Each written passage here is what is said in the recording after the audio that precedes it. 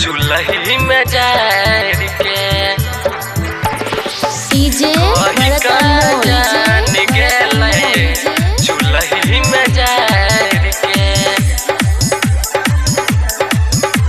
चुलही में जार के कही के जान गेले चुलही में जार के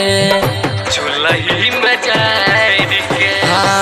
कही के जान गेले चुलही में जार के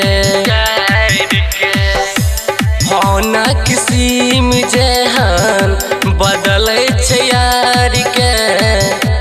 होना किसिम जेहन बदलै छै यार के कही का जान गेले चुलही में जार के कही का जान गेले चुलही में जार के अखन अपने सब सुन रहे हैं कमला म्यूजिक के शानदार प्रस्तुति। जय हो कमला। डीजे भरत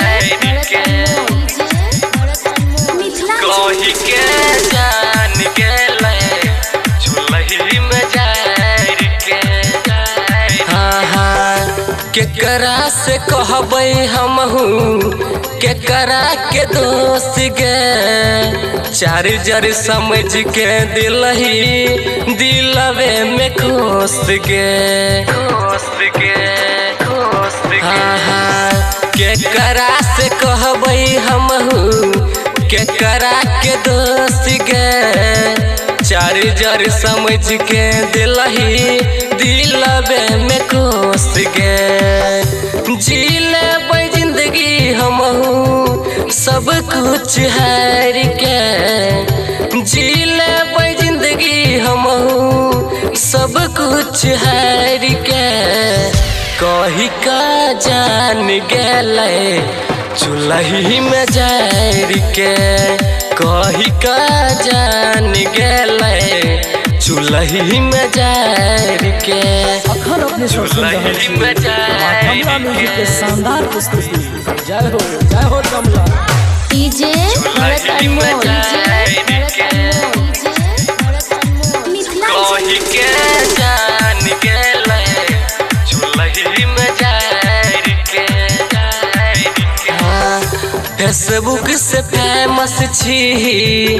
इंस्टा से और गे कितना लइकावा के दिल दिलही तोड़ गे फेसबुक से फेमस छी इंस्टा से और गे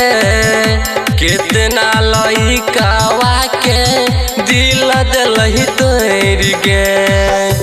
दीपक लीडर फेंकता लहब सब पार के दीपक लीडर फेंकता लहब सब पार के कही का जान गेला चुलही में जार के कही का जान गेला चुलही में जार के।